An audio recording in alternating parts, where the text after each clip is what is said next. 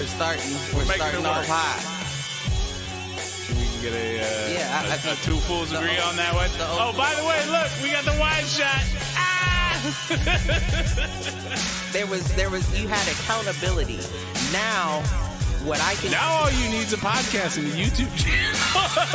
No, not even. Where give me the money. Show me the money.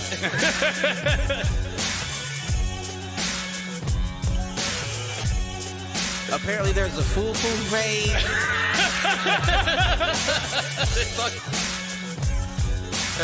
Shoot the J.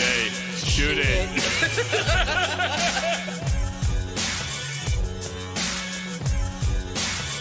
Live at Facebook.com/Foolproof Entertainment Network. I need you on Twitter. I need you to repost the Facebook pages. To raise a human before I would trust a human to raise back wolves. before I would trust a pack of humans to raise wolves. Right. I hear you.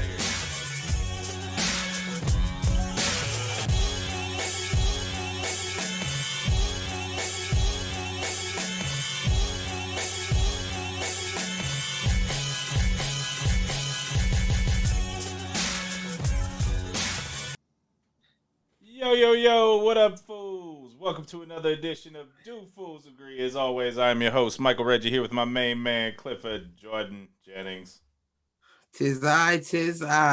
Oh man, the video feed's on the wrong fucking monitor. It's fucking shit up. Damn it. Are we on or not? I mean, we're on, but you know, the video feed is not showing right now. So, how you doing this week, Cliff? I'm all right, I suppose. You doing all right? I'm doing all right. Yeah. That's good. How about you? I mean, I'm good. I got good. No complaints. I mean, I could No complain. complaints. I could complain, but nobody gonna listen. So, You know nobody gonna listen. but nah, shit's been busy, but nothing out of the ordinary. So, Okay. You getting it together? yeah, I mean, I've almost got our shit together, and there we go. All right. So, oh man, the week was it was an intense week work wise, man. I'm just playing catch up still. So, Is that right? Well, intense as far as what? so we're in the middle of a huge project that has been like 3 years in the making that is supposed to launch in March. Uh-huh. And I got tapped in September to take it over because it was behind schedule. Like, this shit's been going on for 2.5 years, and you give it to me in the last 6 months to try to fix shit. So, shit like that. But it'll end up being all right. I just need to get through it. And there's a lot going on with it. So, been keeping me busy. But, I mean, at the end of the day, it's all good stuff. It's a good problem to have in the sense that they trust me enough to take it over. It's a bad problem in the sense that they trust me to take it over. So, but anyways, you got any inadvertence to get us going? I don't at the moment. All right, I do, and it stems from actually, I love the callbacks, right? So Right. It actually stems from a callback to last week, where I believe you made the case for I needed to show my son The Karate Kid. Mm-hmm. And so I showed it to him the next day. He and I sat and watched it. He actually made it through it after whining about watching something different because, kids, they want to watch what they know. They always fight you on something new, like Right. whatever. But I was like, yo, it's Dad's birthday. We're fucking watching The Karate Kid. Right. So we watched The Karate Kid.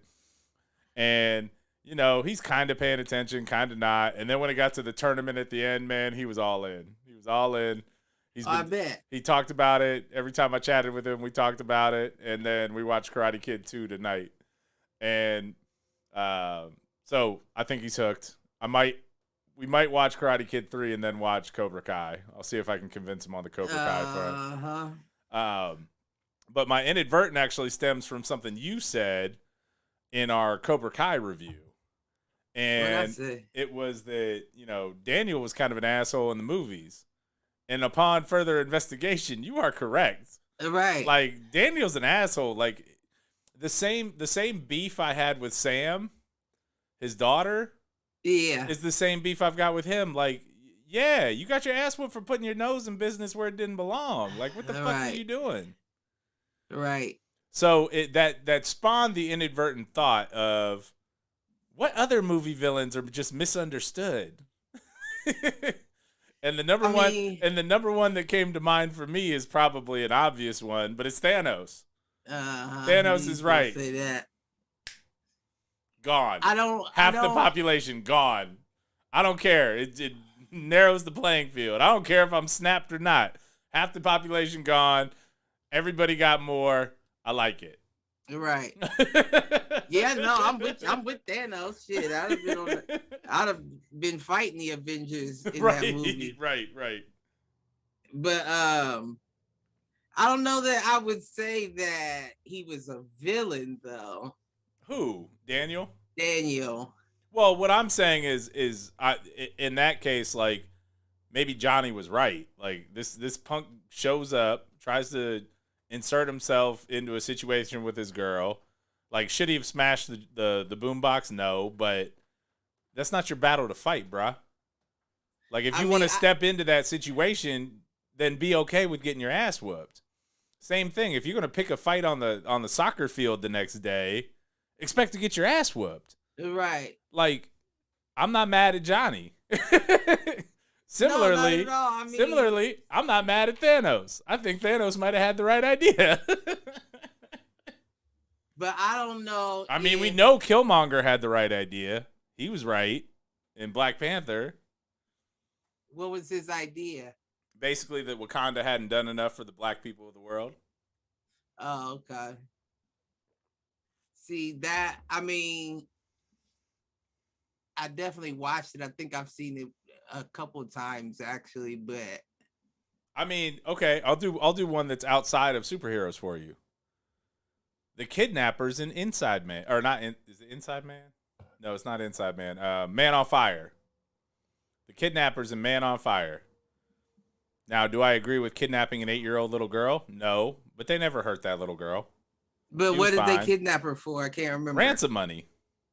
It's cartel shit. They kidnapped her for ransom money. I know the parents were lying about how much money they had. They were keeping up appearances, and so they didn't have the money to pay the ransom.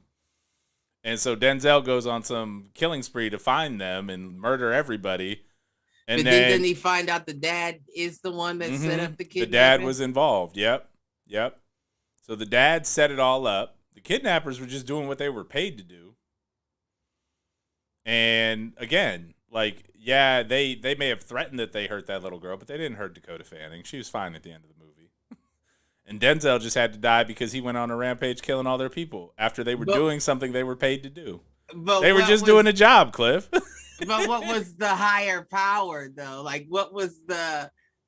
I'm saying, like, the guys who committed the ransom or who committed the kidnapping. That's your big bad. I understand, because I guess you were saying, I don't know, I might not be following. I guess you, to my knowledge, said who's misunderstood as a bad guy, as a villain. Now, I understand Thanos, right? Because he was doing that to, get rid of the other half, free up some space, make everything a little better. I don't see the benefit of the kidnap for me to... So I'm not saying that they're equatable, but what I am saying is they're both misunderstood villains. Like, they are the antagonist in the movie that you are meant to not like. And at the end of the day, the kidnappers were just doing a job. I think I'm following from that perspective. That the dad just paid them to do. So what other villains or what other antagonists, I guess is a better word for it. What other antagonists in movies or in books are misunderstood? I go to like Gerard Butler in Law Abiding Citizen. Okay. Say more. Like, that's more my, he was the villain, but it was all, I mean, in a way justified, right? Because he wanted everyone involved that had something to do with the death of his child and his wife. Right. Whether it was the judge, whether whoever it was, he went after everybody. So even though it was a villain, that's kind of a situation where I root for that villain. Yeah. You know? I get it. I mean, my other big one that I'll go back to Marvel, but the Marvel TV series is Kingpin. All he's trying to do is protect his city. Who's Kingpin? The big like fat dude who did runs he have all like the a shit. white coat or something? Okay. He shows up in Spider-Man too, but yeah, I think I know who you're talking about. Also, spoiler alert, I don't know enough he shows up in Hawkeye too, but is that a movie or a TV show? TV show. Okay. I'm trying to think who else I had. I thought I had another one. Like, I'm trying to think of like gangster movies and you know, quote unquote antagonists there, but a lot of gangster movies they show both sides, so it's not clear cut in that regard. Right. Yeah, I feel like I had another one, but I can't remember. All right. Well, I don't know. Damn. That's gonna bother me. Well, if you think about it, we'll be here. Yeah. I'm trying to think. Like, I'll put it out to the chat. I mean, we've got 3 or 4 people on. Like, anybody on your side that you're like, oh, the bad guys were just like the dinosaurs in Jurassic Park. They just being dinosaurs. I don't know. Dinosaurs. They weren't villains. They were just there. Right. Maybe like your Bonnie and Clyde's or yeah. See, those are the kind that I'm like, you know, like the Billy the Kids and all them, the old outlaws. Right. I like Jesse those. James, that kind of shit. Mm-hmm. I mean, there you go. I don't know. But yeah, I feel like I had one specific. I just can't think of who it was. But Johnny Lawrence just handling or protecting his turf, protecting his town. Yeah, I mean, Thanos had the right idea. Kid, but I mean, the problem is no more a dickhead than Daniel was. Right. That's where it falls apart. Mm-hmm. Perception. Yeah, man. Perspective.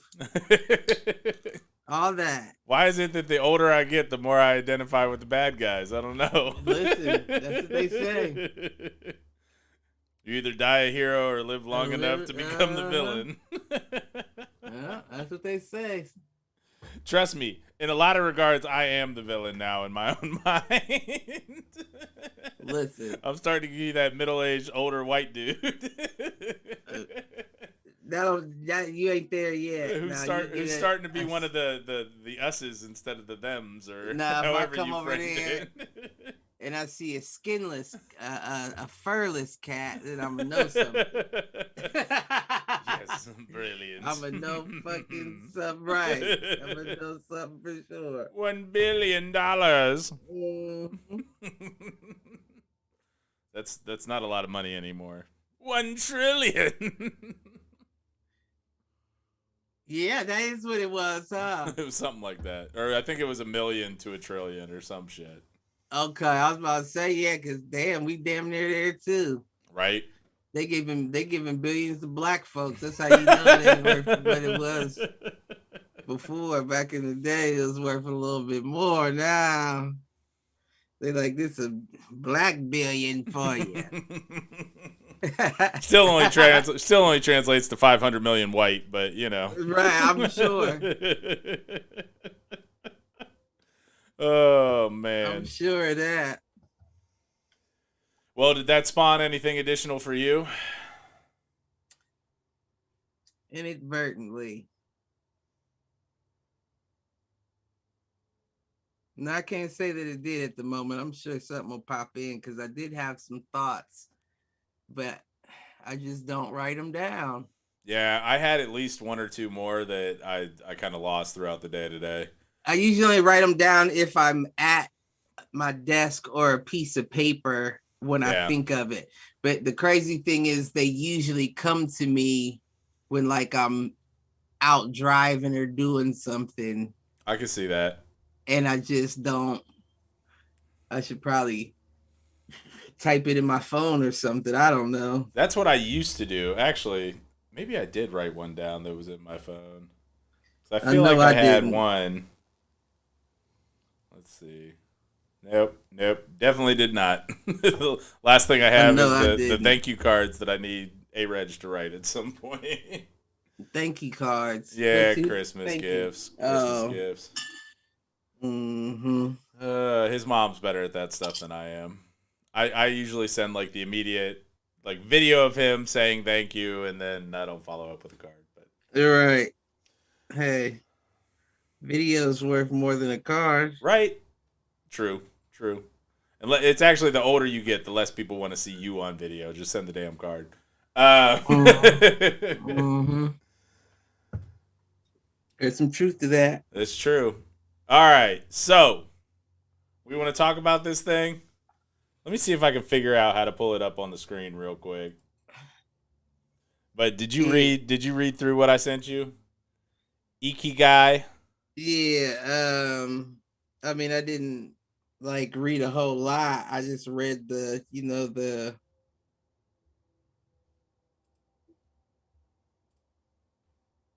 Was it an article or was it just that first page? I think it was just the image. It may have been kind of an accompanying article, but yeah, no, it was just that first page. Yeah.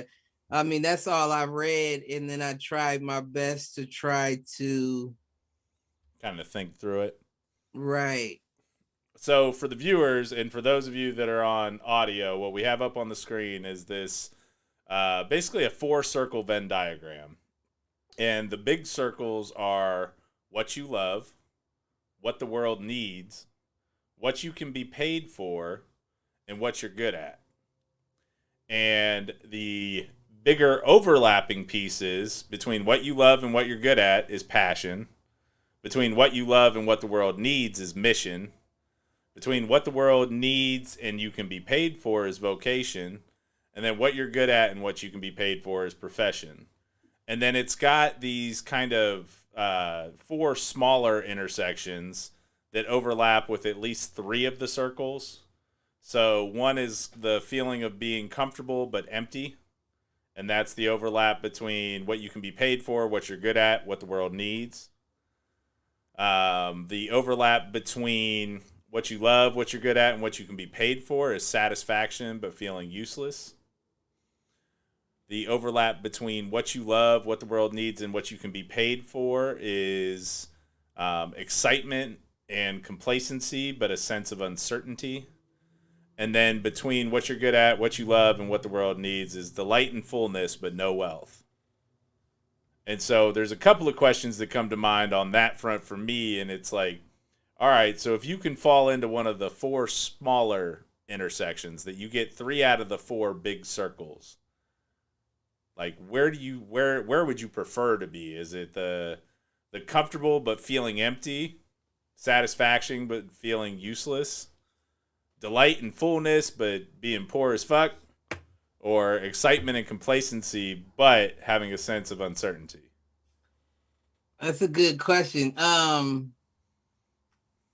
But I think you forgot the middle though, right? Oh, like in the middle where all 4 circles combine is this Japanese concept of Ikigai. And so that would be something that you love, that the world needs, that you can be paid for, and what you're good at. But your question, you said out of all of them, which would I prefer to feel? Yeah, so thinking about if you could get 3 out of the 4, what are the 3 out of the 4 you want between what you're good at, what you love, what the world needs, and what can you be paid for? What falls off?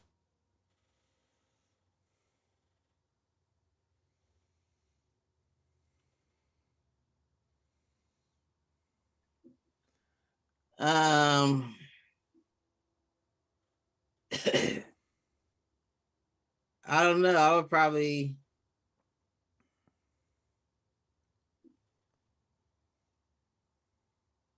I don't know. That's a good question. Probably comfortable, but a feeling of emptiness. Yeah. Comfortable but feeling of emptiness. So that's the overlap between what you can be paid for, what the world needs, and what you're good at. And so the only thing you're missing there is what you love.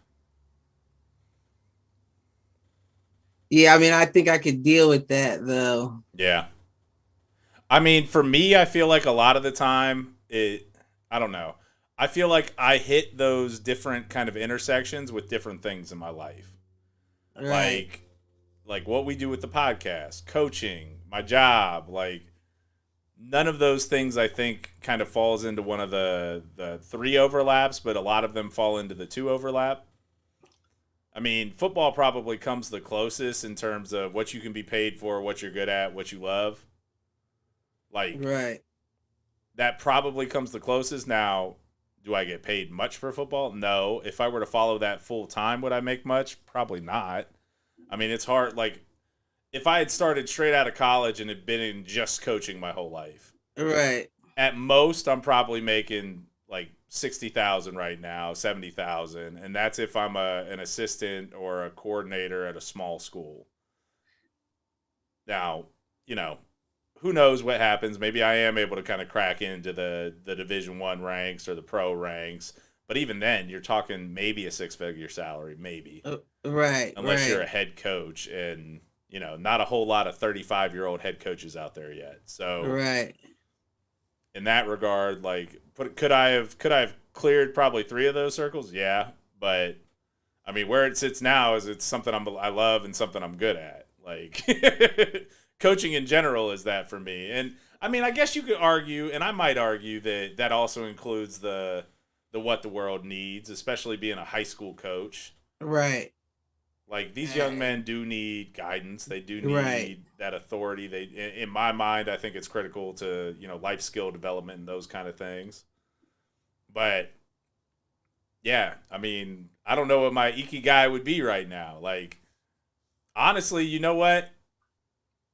This probably gets closest to it.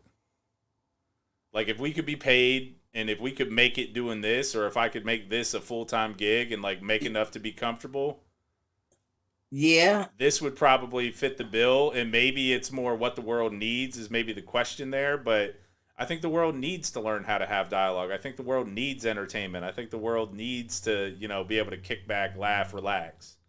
Right. And I think that's kind of what we try to do with this show. Like, yeah, we do get deep sometimes, but at the heart of this is a comedy podcast. It's two dudes who weren't hanging out enough. They said, "Fuck it, what would it be like if we had happy hour on the air?"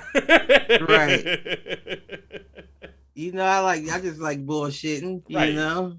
You bullshit? But yeah, no. right. You know that. I mean, I guess you did answer it for me, right? Because initially, when I pulled up the picture, it didn't make sense to me. Like, I got what they were trying to get at, right? Mm-hmm. Like, it's almost like, what's the word I'm looking for? It's like not like it's like finding damn, it's a word I can't think of. Finding your Ikigai.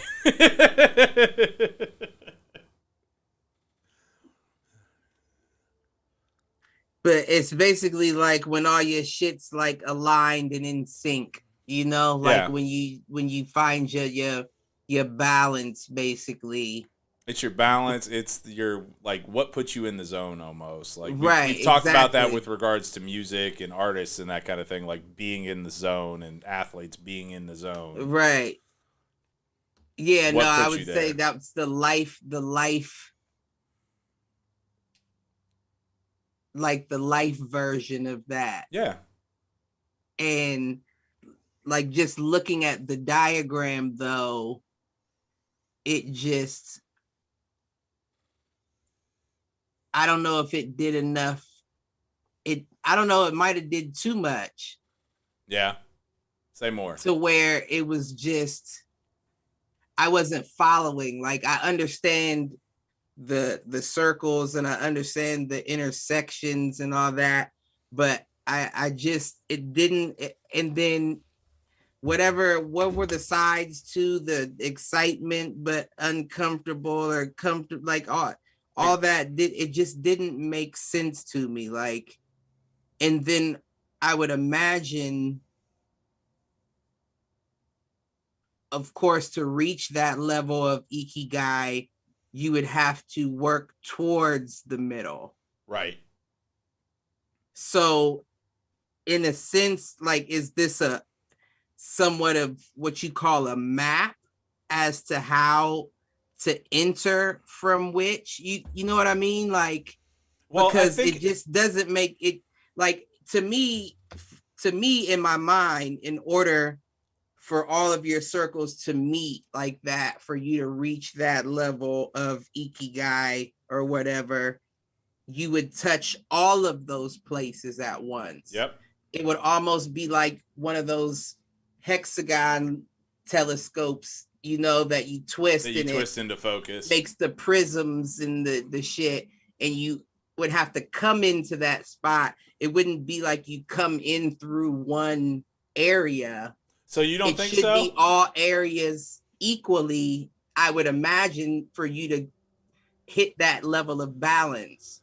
I think that I hear what you're saying, but I also think that it's possible to look at one of those 4 outer circles. So what you love, what the world needs, what you can be paid for, and what you're good at. Right. And for me, I think the natural starting place is probably what you love or what you're good at. Like, if you're looking for true happiness, that's probably the best place to start. Right. And then figuring out how can you make that something the world needs, and how can you find out or figure out how to be paid for it. Like, I could actually start at the bottom and say, what can you be paid for? Well, I know what I can be paid for. I mean, I've proven that in my professional career. Right. I can be paid for getting shit done is basically what it comes down to. Like, yes, you can call it project management, program management, strategic management, whatever. Do I love it? I love working with teams and getting the most out of teams, which is why I also like coaching. Is it something I'm good at? Fuck yes. Is it something the world needs? Not necessarily where I'm doing it. But I have a boss that was, let go, I think, 2 or 3 years ago when we did a relatively sizable layoff. And to be frank, she shouldn't have been let go. But she basically took the same skill sets and is now doing it for, like, I don't know. It's either some sort of social justice thing or it's like cancer research or something. Like, she's doing something with that same skill set, but now doing it in something that is more meaningful than, trying to sell another credit card. And, when I think about stuff like that, that's where I'm like, could I transition from that? I could. It means giving up a little bit on some of those circles, but does that lead to a better fulfillment? Like, do I feel more fulfilled doing that? Because, I mean, right now, I think that always is the case, right? Yeah. And I think right now I fall into that satisfaction, but a sense of uselessness. Like, yeah, I'm good at this. Yes, I get paid for it. I do love working with teams, but it's all to make another $1 for $1 billion company? Like, right. I don't know. But I saw this pop up and I just thought that it would be a good topic in terms of, like, I think you and I would come at it from different angles. So yeah, and I was reading through the comments and shit. Yeah. You got all these fucking pricks in here. Like, I've definitely reached my Ikigai, and I'm looking like, well, what the fuck is it that you do? Like, right. Like, tell me something. You know what I mean? Like, give me, like, what? It's like, you don't just say you did it. Like, what is it that, like, I own a skateboard shop, or I used to I surfed off of Hawaii, and now I train people at a resort. Give me something. Like, yeah. give me something to motivate. Like, don't just tell. Like, that's a prick move to be like, yeah, I'm here. You know who has it figured out and has reached their Ikigai? Who? OnlyFans models. OnlyFans girls. Only if they truly like farting in jars. And, I'm just talking about the ones that fucking get paid for it. You know, like I'm sure it's something they love. Now, if you do it too much, do you stop loving it? I don't know. I haven't hit that point yet. They're good at it, or at least they can pretend to be good at it. Maybe they're not good at it. Maybe that's part of the show. The world definitely needs it, and you can definitely be paid for it. So as long as they love it and they're good at it, they're in their Ikigai. I mean, they could be, you know. And I ain't mad at them. I would never be. Far be it for me to, you know, to intrude on someone's Ikigai. But you know what? You also answered a question that I was saying that before, right? Because even looking at it, like when I was like trying to figure it out, right? Because you know how my brain works to a certain extent. And if I can't wrap my head around the concept, I can't really buy in to wrap it back around, right? Like there's another callback. Right. And it's not that I can't wrap my head around the concept, because like I said, I get what you're saying as a whole, but my idea of that map, I guess you could say, that you made, it doesn't quite click with me. You know what I mean? But to answer the question generally, it's almost like a math problem, right? Like I feel like looking at it took me back to high school. Yeah. When you could show the teacher the correct and shit. When you could show the teacher the correct answer, and she'd be like, "But it's wrong because you." What would show your work? And I'd be like, "Well, what the fuck? Is it? Did I get there though? Yeah, I did. Okay, then." And that's how I feel with this. Like, okay, I understand what you're saying. I can get to the point of it, but I'm not going through the same circles doesn't get you there. I'm not going to be able to properly path my way to show you how I got here. Right. No, I get that. So, but to answer your question, when you said that, this probably would be it. Yeah. This probably would be it. Like if it could be a situation where it was like a paid joint, like even if it wasn't much, just to be comfortable, that would just be, I mean, that would be it. I don't know if that's a blessing or an Ikigai. Either way, I need them all. Right. Well, and again, like I think for me, like on this front, obviously the what you could be paid for, like, is it possible to get paid for this kind of stuff? Absolutely. Does it require a little bit of luck and a lot of like involvement and always hustling to kind of continue to get the name out there and shit? Like, yes. Right. Now, do I love it? Hell fucking yeah, I love it. I love getting on with you and doing this. And I love getting on, hitting the showers when I can and talking, football and arguing with people. Like, and it's all from a good place. You want to know the truth, though? What's that?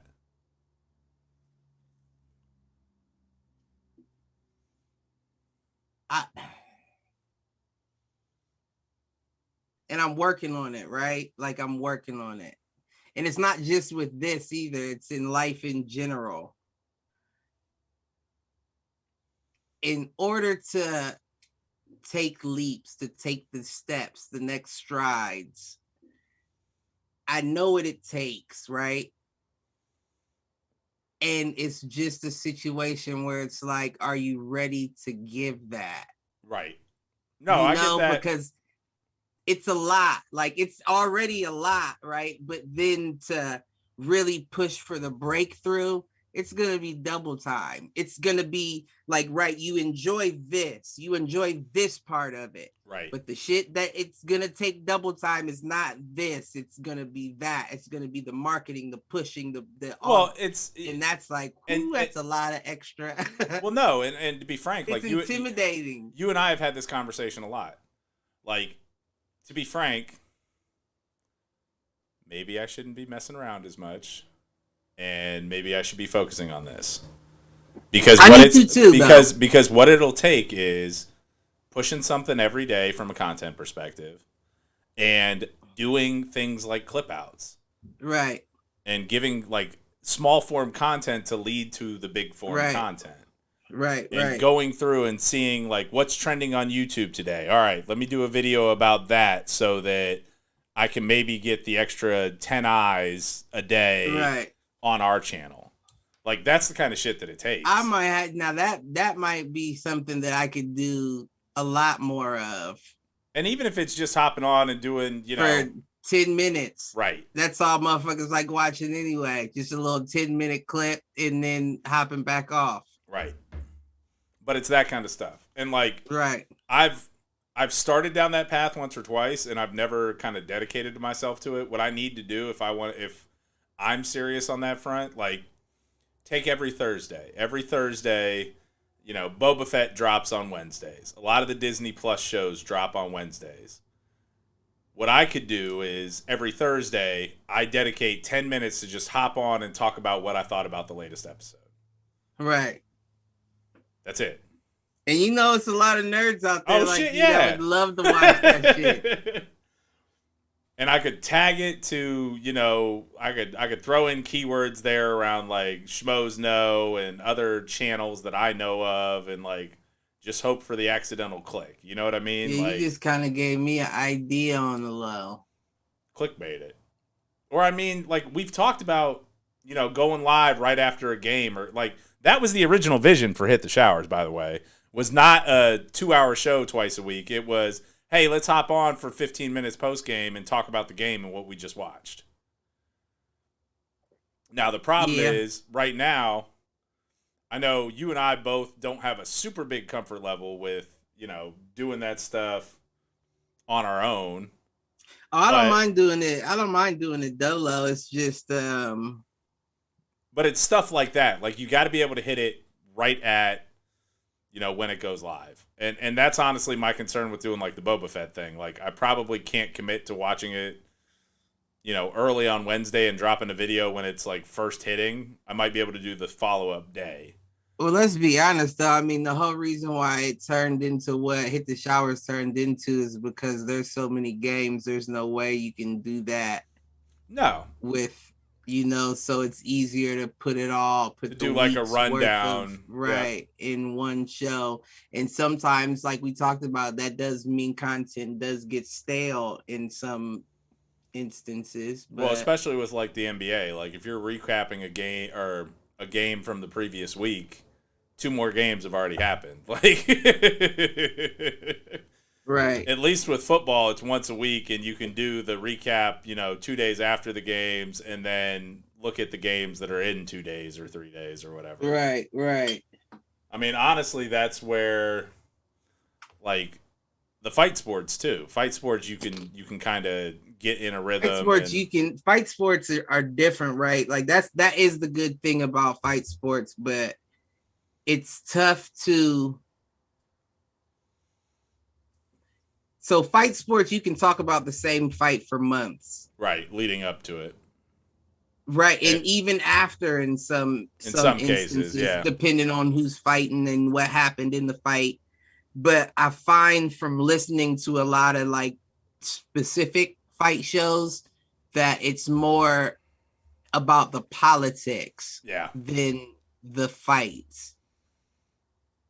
Like what you have to do to get the fight or how like more so people coming on the show and talking shit to each other about making the fight, but the fight doesn't get made, and then they're explaining to you on the next few episodes why they think the fight may or may not go through. Yeah. Like you can cut the fat out with an all-around sports show, but I mean if that's all you talk about, I understand why you have to. Yeah. But that also kind of, and I know some people dig that shit, but to me, that also kind of throws me off. Like that'll make me fall off episodes if you're talking too much about the politics of it. Cause I'm like, I get it. You know what I mean? I get it. I understand. I've been around long enough to see it. I don't need to hear you talk about it all day. Right. Well, it's the same thing. I mean, honestly, it all comes back to the 24-hour news cycle. It comes back to social media.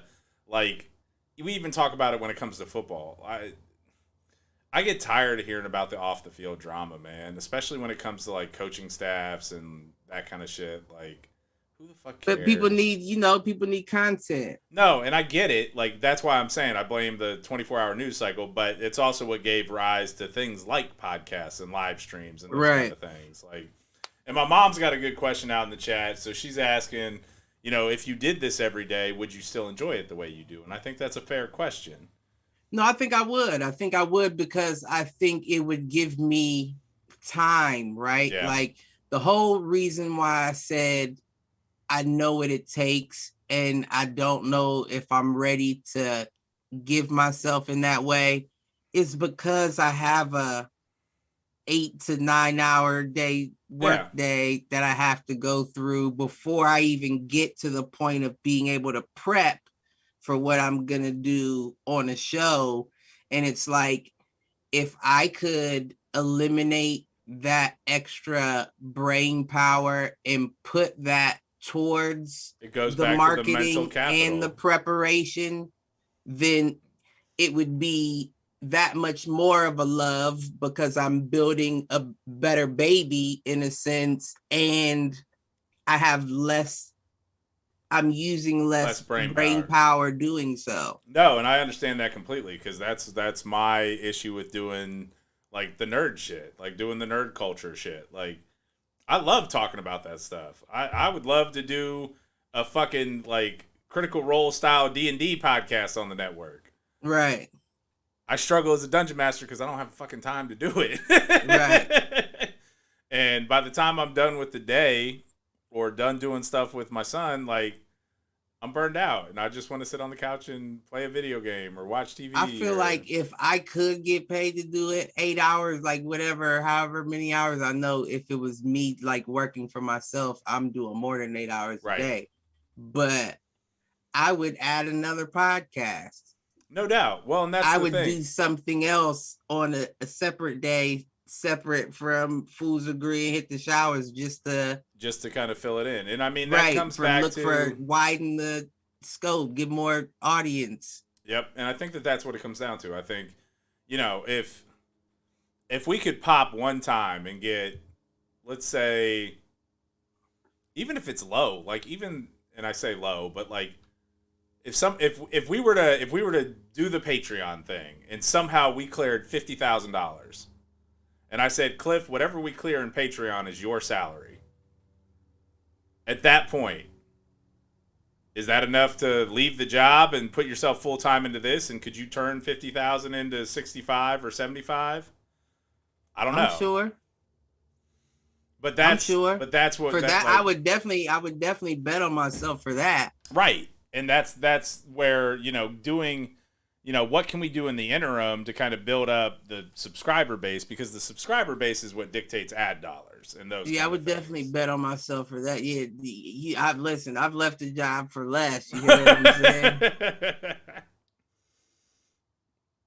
And you never know.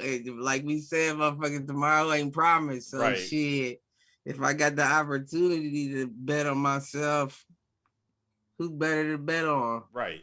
And I mean, like, we can do the math. We can say, all right, 50,000. Well, but that means getting to like 50,000 subscribers. Like, if you think the average, subscription on Patreon's $1, and that means you need 50,000 to get to that $50,000 mark. Shit, we need to work on YouTube first. We struggling to get to 100 subscribers. Right. Motherfucker, like, subscribe, and share in this bitch. But, I challenge those that are on the podcast with that too. But you know what it is, though? Like me, you and Malcolm do a great job of like always posting the content, always sharing it. Not everybody who hops on does. On top of that, it comes back to my earlier comment, like, and we've talked about this. Clip outs, like, get clip outs out there so that you can blast it a couple of times or put it in a 10 cents a click ad, those kind of things, because those things do work. So it's that whole, you got to spend money to make money. Like, you got to buy your way into Facebook feeds in order to get the clicks over to the YouTube channel. Like, honestly, I've probably dropped $250 in it over the last 3 years. That's probably 50 of our subscribers. We probably gonna have to do more of that. I was actually talking to Malk about that the other day. Well, I'll make a commitment and I'll do it here on the air. Bonuses get paid in early February. We'll throw some back in. And then on the clip outside, yeah. I mean, we talked about paying somebody to do it. At this point, we've got 2,000 hours of content. Go watch it. Pull out what's funny. Here's $100. You got to get me 10 clips. But that also, ain't nobody gonna take care of you like you. No, and I agree with that. That's what it comes down to. Ain't nobody gonna take care of us like us. So I feel like that it's gonna be us that's gonna have to do it. Yeah. Even if I have to start, that's probably what I'm gonna have to start doing. Just stop listening to any other podcast while I'm at work, but ours. And then when something catches your attention, just write down the time code. The episode and the time, and I'll go into find the YouTube episode and start clipping shit out. There you go. All right, I'm done talking business on the air. Right. What else we got, we man? Got into that conversation. I don't know, but it was good. It was a good. I was probably me. I know it is. I know it's you. It started off with the Ikigai. Listen, I guess it's on topic then. Right. Shit. It was how we were going to achieve our Ikigai. Oh man. Yeah. But yeah, no. You watching anything? Anything That's popping good, up? What am I watching? You know what I've been watching, like to go to sleep and all that, just because I like the colors and I like the show. Though I'm not just gonna say the colors, but I've been on Bob's Burgers. Okay, I know there's a movie coming out. They did a trailer during the national title game. What, a Bob's Burgers movie? For real? Yeah. I love Bob's Burgers, man. And I'm not even a cartoon dude, but I love Bob's Burgers. That is my shit. I love that show. But I watched that damn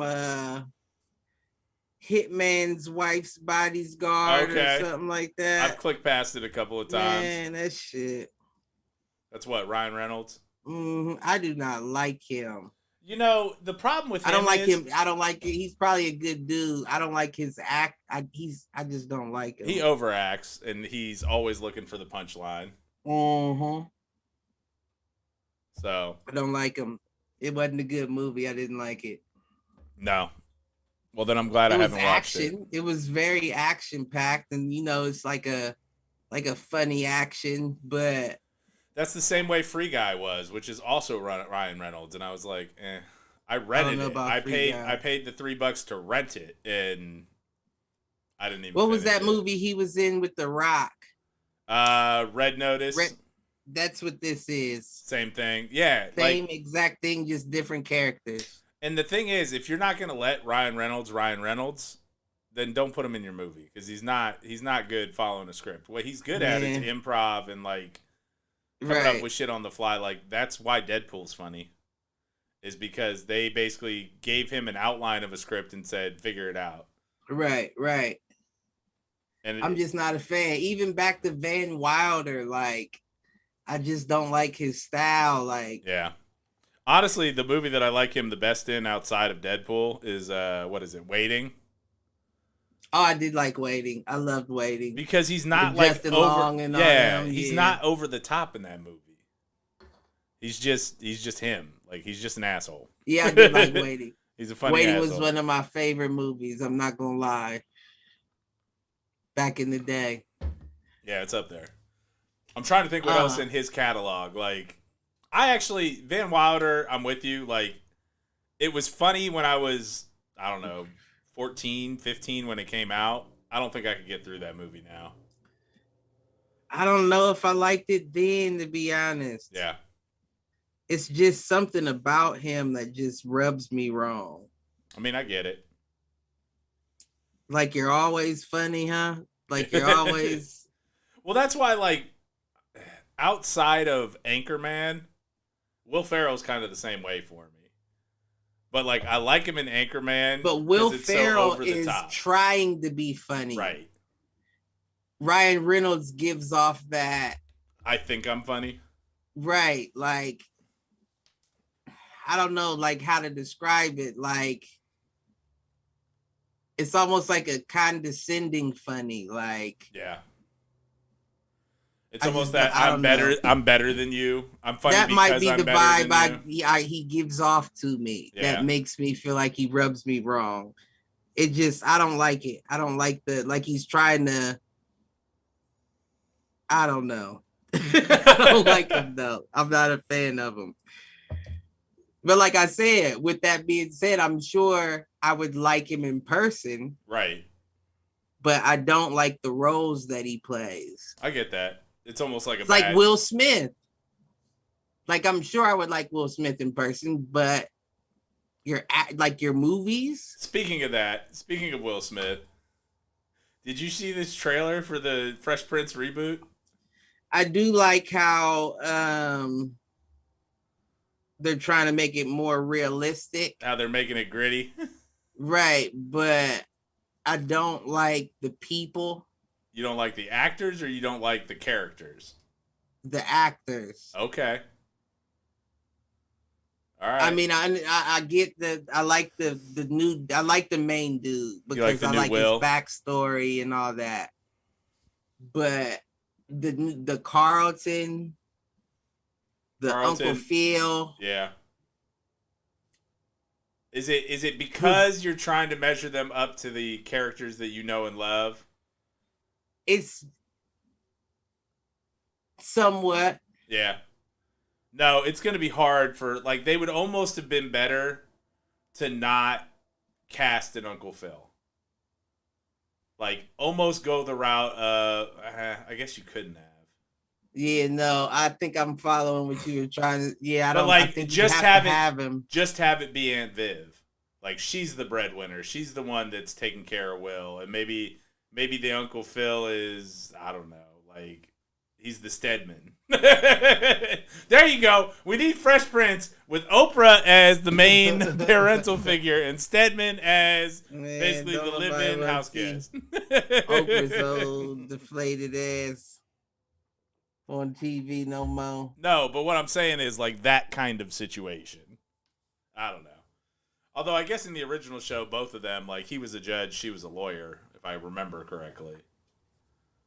Yeah, I think you are right. They were both they both had. Yeah, I think you are right. So, I don't know. No, I haven't seen the trailer, but I saw enough recaps and noise about it that. I was just about to say, if she was a lawyer, why didn't she get him off that gun charge? Right. Well, I don't know if the one in the new one is. Again, you don't know what they're changing and what they're not. Right. You are right. So I'm intrigued by it. I don't know. Like, I may wait for a couple episodes to come out and then try to binge like 2 or 3.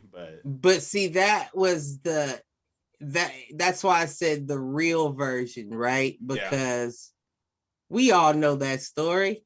In West Philadelphia, born and raised. You know what I mean? Like, listen, you had to leave Philly and go out west. You didn't do that because it was a fight on the playground. No. Something happened out there. Right. You got caught up in some gang shit that you shouldn't have been involved in the first place. And you got to get out of there. Right. True. We know that story, and you just made it a palatable. Well, you made it a sitcom. Right. You made it palatable for the country as a whole's taste buds. Yeah, I mean, now Will wants to tell the real story of what the fuck went down. No, I feel you on that, and it's true. I mean, that situation should not have been as rife with comedy as it was, but it was a sitcom that was on like TGIF or whatever. It wasn't That's TGIF. Tough. It was on right. That's a tough situation to be in. Right. Not even for him, like, being in the social changes. But the family itself. Right. of course you fuck up. I know what it feels like to be in a household where it's like, I gotta be on my P's. You know what I mean? Like, I gotta make sure I'm on myself. The difference from dad's house to mom's house, is that what you're saying? Exactly. And it's not even that, right? Because even mom knew. Yeah. Like, she knew me. Like, she knew, like, that's just him. You know, like, she, as strict as my mom was, she let stuff slide because she just, like, that's him. He's just gonna do that. That's just what he's gonna do. Right. And he's not causing serious harm to anyone, right, including himself. Right. So, but let him be. In certain places, you got to tone it back. Like, oh, no doubt. I mean, who are you talking to? I grew up on Livingston. I grew up on Livingston Avenue and went to St. fucking Charles. That was always my tagline, man. Like, I grew up on the wrong side, but I went to school on the right side, talking about the tracks. And I'm talking about the tracks on Nelson Avenue. Like, shit is legit here in Columbus. Nelson Avenue, there's a railroad track that runs right next to it. You cross over those railroad tracks, especially 20 years ago, and you went from one of the worst neighborhoods in Columbus to one of the best neighborhoods in Columbus. Brings the real.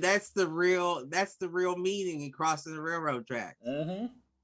No doubt. I've always resonated with that saying, like, being on the wrong side of the tracks, that kind of shit. Like, that's because it's legit meaning, right? You cross over, absolutely right. That Nelson Bridge right there, especially on like Broad Main. Like, okay, fine, maybe it goes a block further. That whole concrete block up there to separate the neighborhoods all the way down. That motherfucking railroad track could have been on the ground. It could have. They put that motherfucker 20 feet up and put a wall all the way. They can tell me. They can tell me that it was for noise reduction and it was to keep Broad Street and Main Street clear. Bullshit. It was to put a literal wall between Bexley and the hood. Right. 50 years ago. Shit. As drastic of the difference. I would put a wall there too. They should have made it higher. Right. I'm not mad at them for putting the wall there. Because if you remember, right across that railroad tracks was that old refinery. That's still there and no one has done anything with. And it's right. And they the geeks busted the side out and used to stay in there and smoking back in. Listen. I'm sure they still do, man. That place is scary. I'm positive. Not to them, they'd be like, right here. But I'll tell you, I'm not walking by there. I'm not walking by there at 6:00 at night. I don't know what happened. Ain't nothing gonna happen. No, probably not. But still, like, one, it's a creepy refinery. It is in the middle of fucking downtown Columbus. Right. Like, how have they not torn that shit down and done something with that block? Even if you were just to probably somebody held up in there like I'm not I'm not getting out. House. Squatters' rights, motherfucker. I've been here since 86. I mean, here's the deal though. Like, I don't understand how it's possible. Like, somebody still owns the title to that land. Well, they're trying and there is all sorts. There is all sorts of money going through that area right now in terms of buying land. Well, they still trying to sell that. What's the name? And it's crazy too because I look at it all the time and I think to myself, if I had the money, I would buy that bitch. That the packing house. Yep. Right across the street, like it got like it's a nice structure and it's nice and big. Has a lot of floors, a lot of doors. Yep. No, you're right. They still can't sell that, and I'm wondering, like, why can't you sell that? Well, because it wouldn't matter what was across from that, depending on what you did with it. Right. But the opportunities are endless. Yeah. Well, no, there's a couple of things like that, especially on Main Street. Like, I don't know. The refinery is a good example because I don't know. Like, I don't know what you would put in a lot that, like, honestly, what they would end up doing is what would you would put in the refinery lot? Yeah, and you couldn't put. It'd be a gas station. Probably, and honestly, we could probably use a gas station on this side of the tracks. It would be a gas station. But that's all you could do, because with the train there, you're not going to put something residential. It's probably not worth putting like some legit business there. So to your point, gas station or something to that effect. Right. That little garage lot across the street, I feel like that's bread. Yeah. Like if I had that, boy, I would put the boxing gym and shit on the first floor. I would have somebody doing aerobics and bullshit on the second floor. I would put the back buildings, the ones in the back, those are office buildings. Y'all can rent them out for whatever y'all want per. Just pay me every first. No, I mean, here we are being real estate tycoons. I think that's not a bad idea. I'd be curious to see, like, if the refinery lot is or has been up for sale in the last decade. Like, right. I'm still struggling to understand how that thing is still standing. When it doesn't make sense. When it's I've seen plenty of buildings on that strip go down. Mm-hmm. So I don't know. Well, I'm sure it's next, or I'm sure that's the monopoly piece that some Children's big developer Hospital is trying to get their hands on and can't do. Put another like behavioral health center there or some shit. I guarantee they'll listen. They doing the whole spot up. Those are the last few blemishes left. Right. So I'm sure they have their eye on them. Yeah. Well, and you know what it is, I'm sure, is that the cost to tear that shit down is probably astronomical. Right. So on top of whatever they're charging for the lot, you're going to have to tear all that shit down. And I'm sure there's hazardous materials and that kind of shit. So it's probably additional permits and pipes all sorts and of shit. all kinds of shit they ain't. Mm-hmm. Now, you do know what they are. I mean, it's been delayed a couple of times, but what is going up? Do you remember that old trolley house over by where Gordon used to live? It used to be like an old like horse and carriage trolley barn.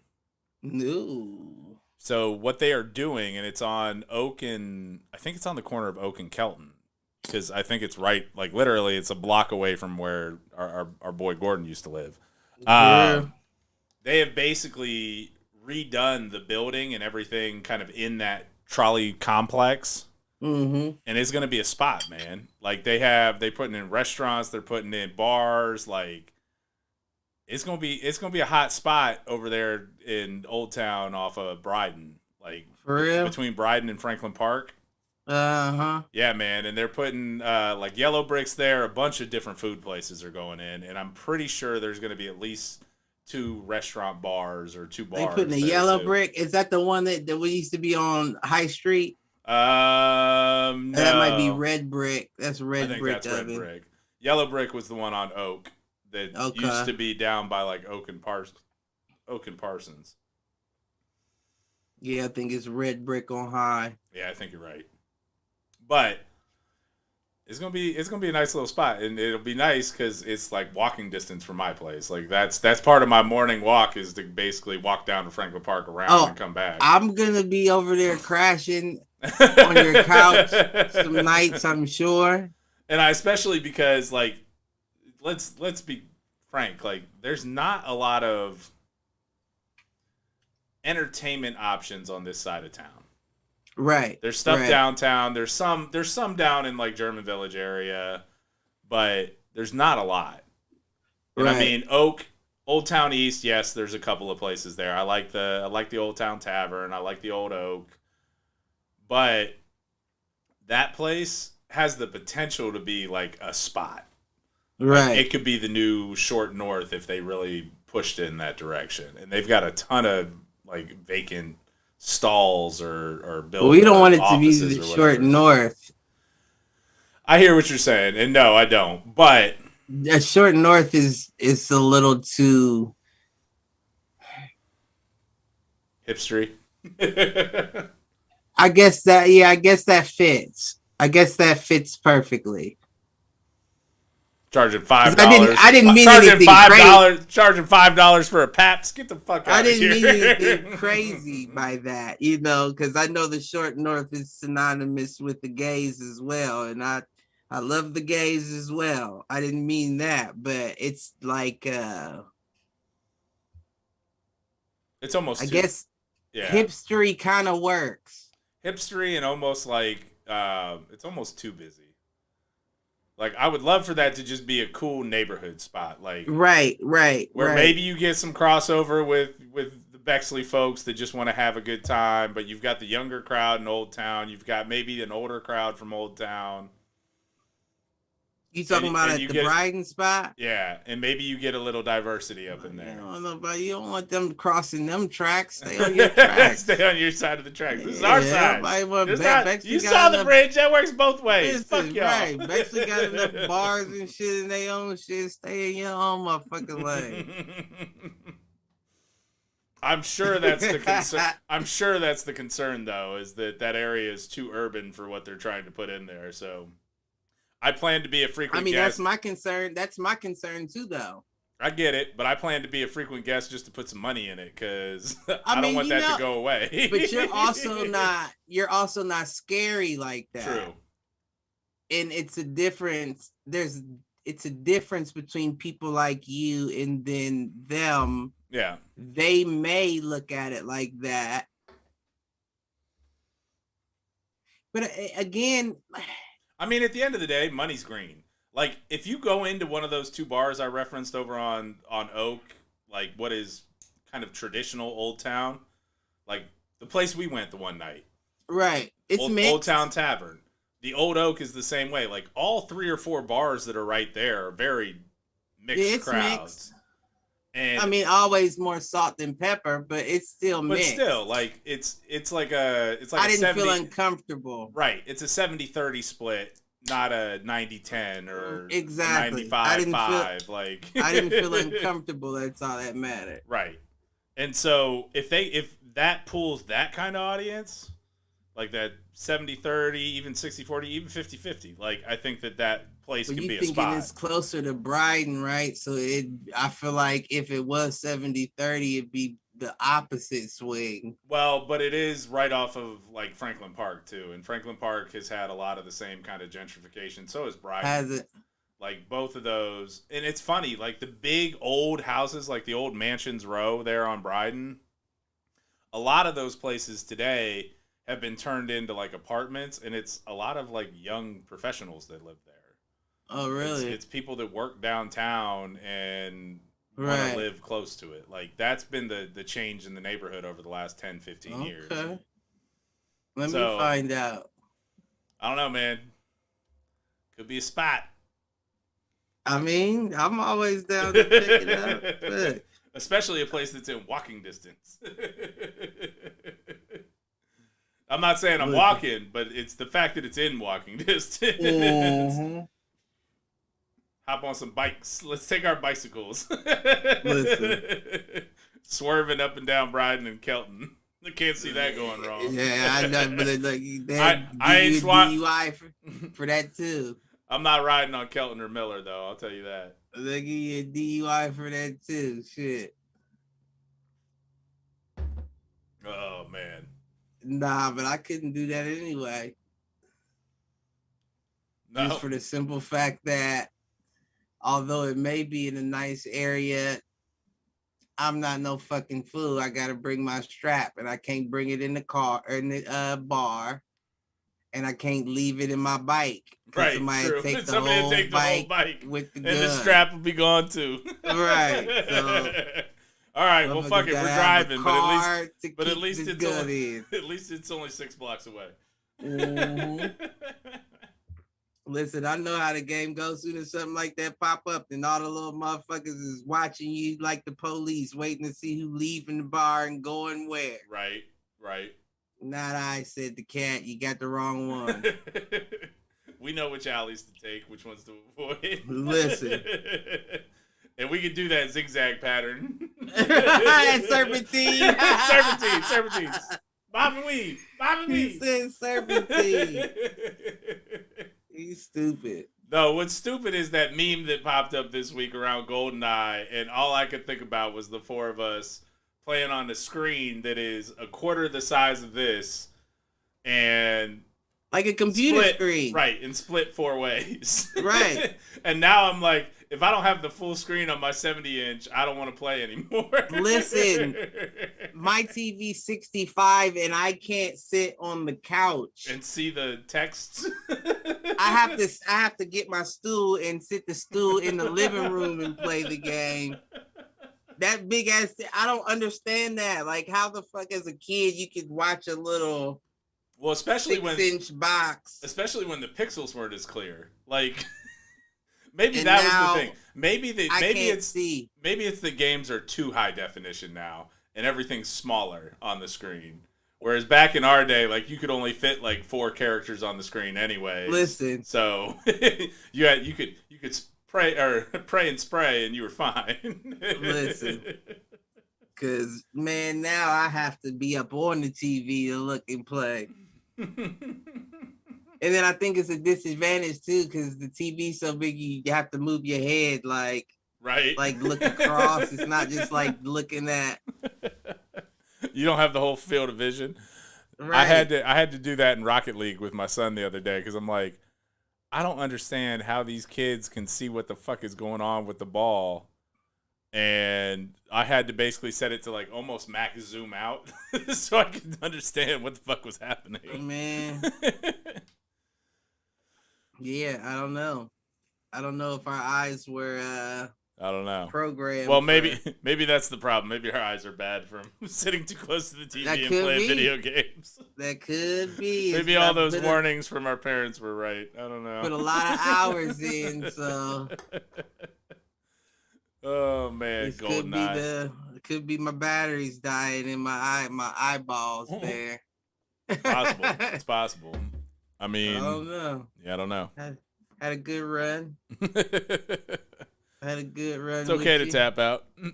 You know, I'm not mad. Where we at? What else? Would you ask me? What else am I watching? Yeah. I'm looking for something. What are you looking for?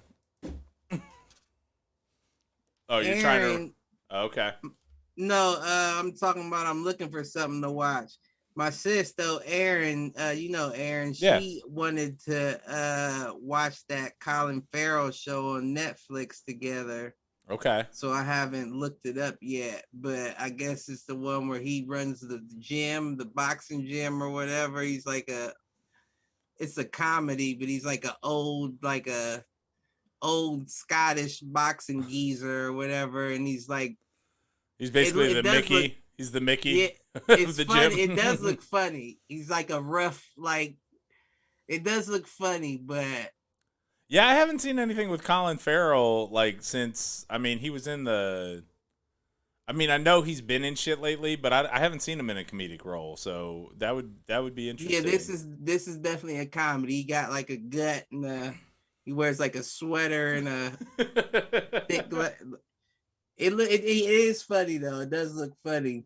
The preview, like the intro, he beat up some kids that pulled a knife out on him, was talking shit to him the whole time. Like, you don't even know what you're doing. Like, you're just a bunch of wet behind the ears. Like, you know what I'm saying? Like, and he told him to come to the gym, and that's how it all started. Like, come meet me at the gym, and I'll show you some, But it was and then when he got to the gym, I guess his people that he left to watch it had been selling weed out of there or something. So it seemed like a whole bunch of bullshit. Just kind of mixed. Mm-hmm. All right. But it did look like a good show, but I haven't watched it just off the strength that she asked me. So I'm gonna wait until she's ready. Watch, and she probably already started it. But yeah, other than that, I've been looking for something else to watch. I need something. Well, I mean, I've been watching Boba Fett, which has been pretty good. It's had its ups and downs.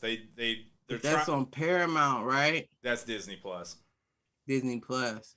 And I was supposed to add that to my Hulu. We talked about that and I never did. Yeah. I need to do that so I can watch. That might be something I might do.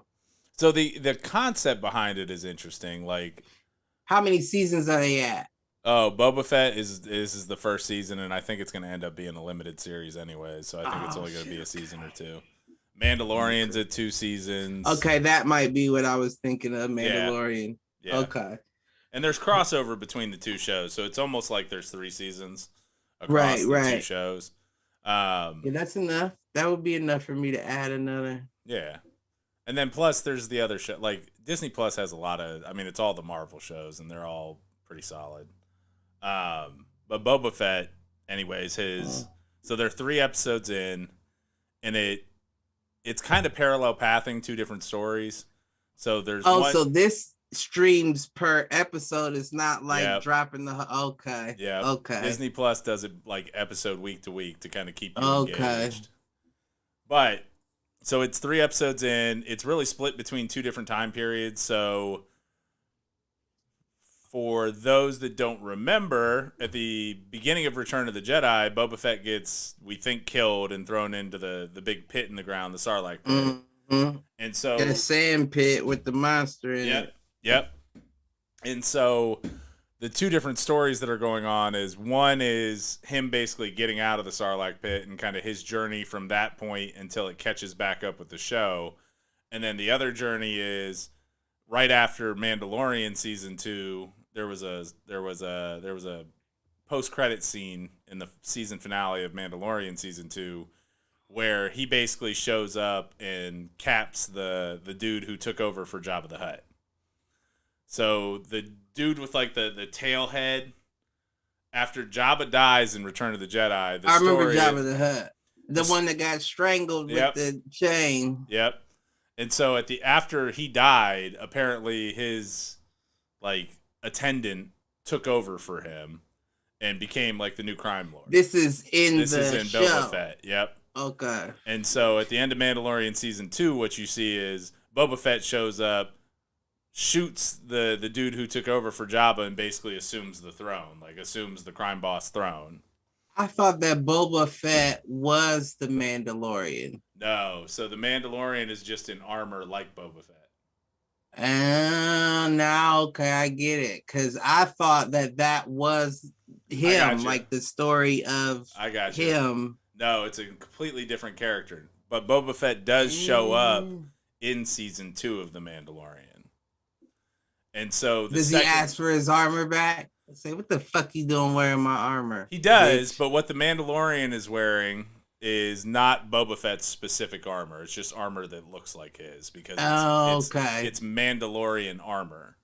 Boba Fett's specific armor is I'll call it a MacGuffin in season 2 of The Mandalorian.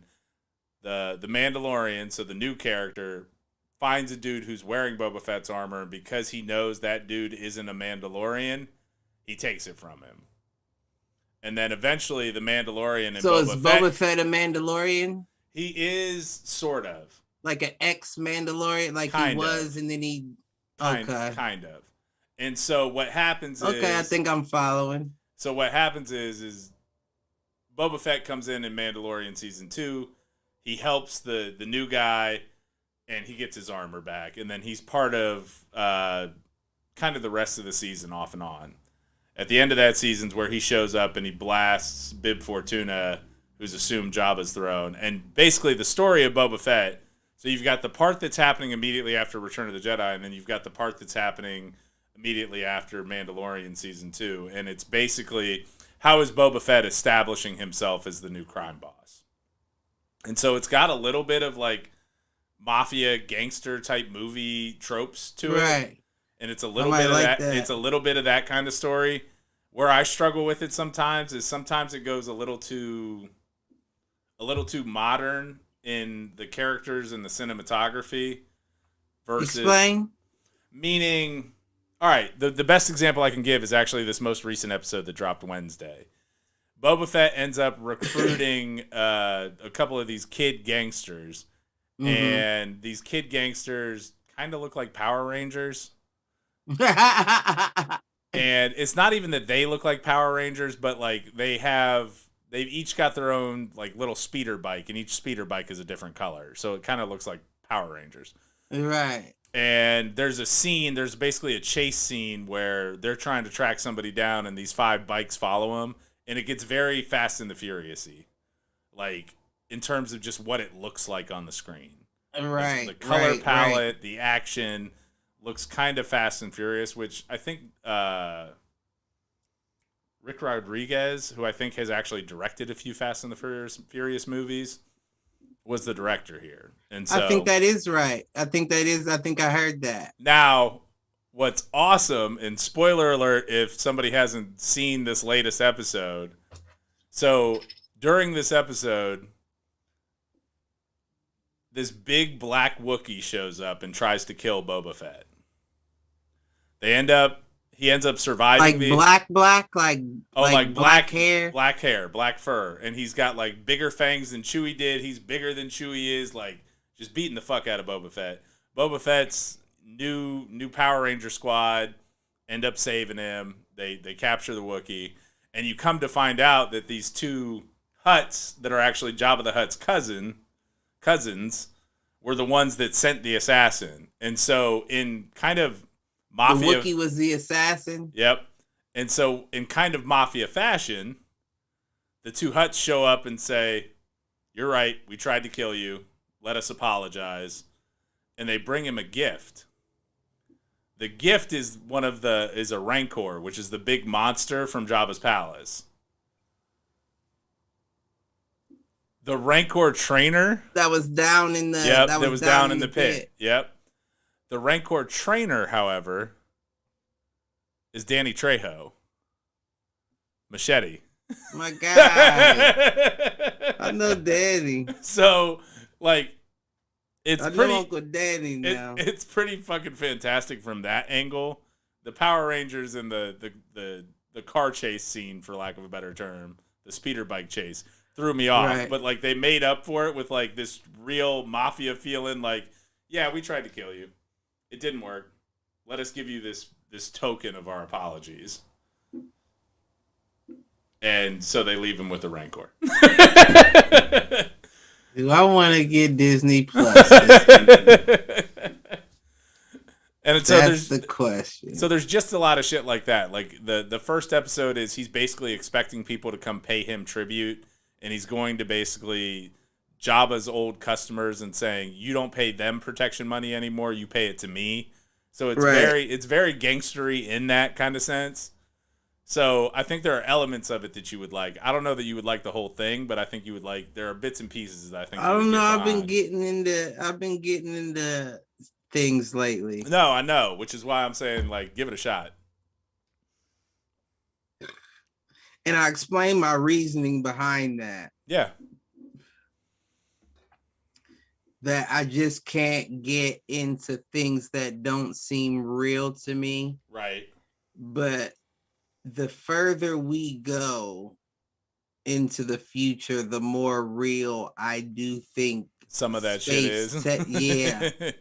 And it makes you wonder how much you could have possibly missed, which is why I'm getting back into, I mean, that's like a running thing, is that like Star Trek propelled the future. Like they walk around with these digital pads that are computers that they're like always on. We have iPads now. They're the view screen. Nigga, I remember you from watching. I remember. I used to have to watch the show while you was watching it, and I would be in there huffing like, I'm so done with this shit. Man. And it was always some stupid episode that you would be there for. Like, it was like where Worf was on the holodeck in the Old West or some bullshit. Oh, I love that. I love that episode, man. I'm not even going to stun. I love that episode. That had my attention the whole way. The whole time. I was hooked on that one. That one actually kind of got me hip to it. That made me like, it's like, oh, maybe Mike knows what he's talking about. Yeah, something. But I don't ever find the right ones. Well, like the right seasons. Yeah. So let's see. I think the original series is probably too hokey for you. I think is that my guy Jean-Luc Picard though? I like him. No, that's Next Generation. So Next Generation, that's where I need to start. You would like probably from like season 3 or season 4 onward, and you don't need to watch season 1 or 2 to get there. Okay. Like, start with season 3 or season 4. Similarly, Deep Space Nine gets good when Worf moves over. So Worf actually went from Next Generation to Klingon, the dude that we were just talking about. Okay. Okay. The Klingon shows up in, I think it's season 3 of Deep Space Nine, and Deep Space Nine is probably the most underrated of all the Star Treks. It's basically against the background of like a big war, and it's kind of your standard political intrigue in terms of like, are the Klingons going to side with the Federation? Are this new species from the Gamma Quadrant like is coming in to take over? Who's going to side with the oppressors? Kind of deal, like that kind of shit. That one is good from about season 3 onward. I think it's either season 3 or season 4, but I think it's. Listen, I'm gonna start with the Next Generation. Yeah, that's the first one though, right? The Well, no, there was an original series Star Trek with like Captain Kirk. Well, I mean, before the first one, before the Deep Space Nine. Yep. And there's actually a handful of crossover episodes because those two shows were on the air at the same time. So like Deep Space Nine started, I think, like during season 4 of the Next Generation. And so I'm sorry. No, go ahead. I was just gonna say, speaking of this. I just watch, you know me though. I've been watching the videos, the YouTube videos. I need to start sending you the ones that I watched. Absolutely. Especially after our AI conversation. Listen, and this one was very interesting and it gave me a new perspective. Okay. Not really a new perspective because it goes back to our secular conversation. Yeah. But it was basically saying evidence that we could potentially be I don't know what the word they use, not like the remains of a third type. What's it called? I don't know where you're going. A type 3 civilization, like one that can control the whole galaxy. Right. So basically what they were saying is the universe has been around for, I think they said 40 billion years. No. It's been around for longer than that. I think they said so far 50 something billion years. And we came about at 43. Okay. Like, so they said humans, or not necessarily human civilization, but planet Earth. Us, I don't know if Earth has been there, but us, you're right. The first time human civilization has been around, started at the 43 billion year mark, and it's only been around for 57 billion. So we're young as fuck. Yeah. You feel what I'm saying? Like, they were basically saying that life, like, we could have had a civilization that already had a Dyson sphere around the sun and all that, and took it, like, and said, we need to leave here, let them run this, but take all the shit so they don't know we've been here. Gotcha. And get the fuck up out. Because once you have the ability to harness the galaxy, it wouldn't be hard to take dip down the shit you built, right, and get the fuck up out of there. So they were saying, can I just pause real quick? Yeah. The fact that you know what a Dyson sphere is anymore or now just makes my heart sing. All right, go ahead. I'm speaking sexy to you now. Oh man, dude, there's an episode in Star Trek where there's a Dyson sphere, and it happens to be the episode where Scotty comes back from the past. So continue. I do like Scotty. Scotty's my guy too. I like Geordi LaForge and I like Scotty. Those engineers. That's why you take the engineering station in the VR game. It is, huh? What is that about? You would think I would like tactical, but I really like engineer. That is crazy. True. Exactly. I thought for sure you'd take tactical. Nope. And nope, you're the engineer from jump. Let me fix this shit. I got this shit on deck. I got people working on shit before shit even got me worked on. Right. All right, I'm sorry. Dyson sphere. They know how to take it down. Where were you going? But it was basically saying that there's good evidence, and it made sense, right? Because they were saying if it kind of the vibe I got at least, right? Because I'm this is out of my own depiction of it. Right. But the vibe I got was if life, and they said that there's a chance it's still here, which I believe. I believe there is alien life here on this earth. Oh, I mean, we've gone back somewhere. Yeah, we've talked about that. I believe that, but they were saying if alien life was, type 3 to where they could harness the whole galaxy, there'd be no reason they'd stay here. Right. They would be probably travelers and yeah. What did you say? What's the one spot? Epsilon 9 or yeah, Alpha Centauri. Alpha Centauri, there it is.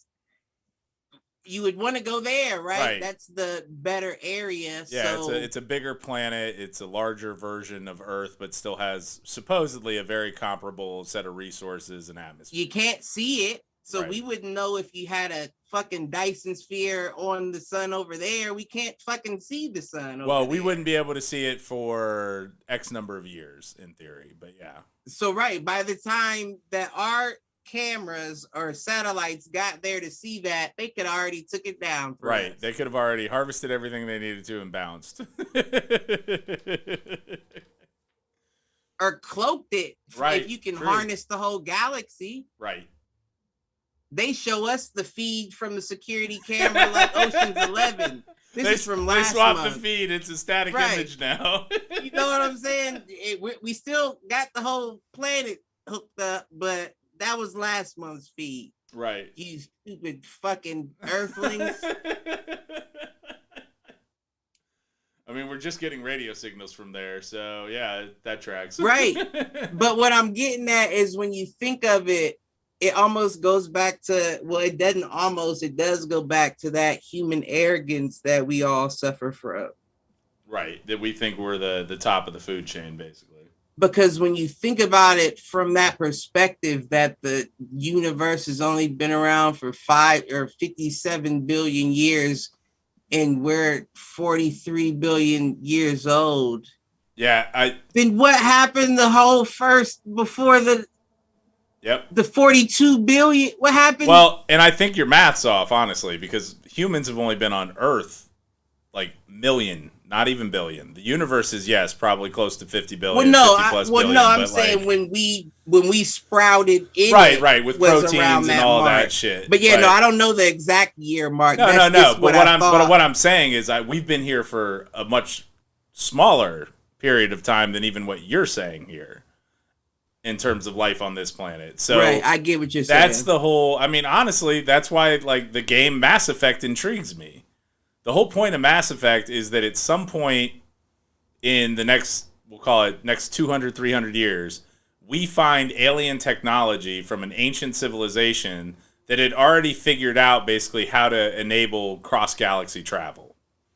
And so they had already figured out how to go from solar system to solar system in a matter of days or hours versus the hundreds of years it would take us with our current technology. I think that may be real. And the principle behind it is that ancient civilization, tying back to the AI conversation, gave rise to an AI civilization that eventually overcame its programming, wiped everything out, brought their consciousness into the AI, harvested organic life, and then let organic life start again. I remember playing that in level with you, and we had to shoot that thing in the room that had the Reaper. Yep. I do remember that. But that's the principle behind that game, is that I think that could all be real. That could be Simpsons. Yeah, we've already been through, the way they talk about it in the game is like, we've done this 150 times before, which means they have let the galaxy get to a point of saturation with advanced cultures, and when it gets to a certain point, they wipe everything out. They harvest them into the AI, and then they back away for another 10,000 years or 50,000 years or 100,000 years and wait for new civilizations to pop up. and then they go through it all again. Right. It is quite possible that we are in the middle of one of those cycles right now. To your point, that alien life has gotten to that point and has figured out how to basically manipulate time and space and those kind of things. And, we're just playing catch up. So would you rather die naturally or at war with the alien robots? That's a good question. Like, would you rather I'm always a fan of going out fighting, in theory. But see, that's the thing, though. Like, you also don't know what you're fighting against, right? Like, because that's the thing. Like, sometimes the fight is just for the fight. Yeah. A lot of for the fight. There's no win to this fight, right? But we're just fighting just so we can. My people ain't just gonna take this and let me be the guy to show you. Right. That's fair. But again, you don't know that those things might not come out the sky and be the most shockingly absurd thing you've ever seen in your life. That's where I think science fiction has steered us wrong over the years, and it's not so much that there's life out there or there's technology that's beyond what we can comprehend. It's that aliens look like us. That they're bipedal and they're, and carbon-based life forms. Like they're made of skin and bone and... I'm thinking like a big black blob of pixels that are glitching in and out real fast with bright red eyes and like some crazy shit, like some shit like that your mind's not even like able to comprehend. Catching on to. Like, what the fuck am I looking at? Well, and that's where I give you credence on the aliens are here. We just don't know what to look for. Right. And that's what trips me out the most, right? Is that it's like, if you have the ability, the technology to fly across galaxies to get here, you think that they don't have like a cloaking device to where they could just be invisible to us? I'm with you. Of course they do. Right. And do you think that a jet or our radio towers would ever be able to detect something? They could just move out of the way. We have technology that can avoid detection by like satellites and radios. An alien race that is traveling across the galaxy at speeds we can't comprehend right now because our physics hasn't reached that point to allow it. Yeah. I wouldn't be surprised if there weren't 3 times as many UFOs in the skies as airplanes at all times. Yeah.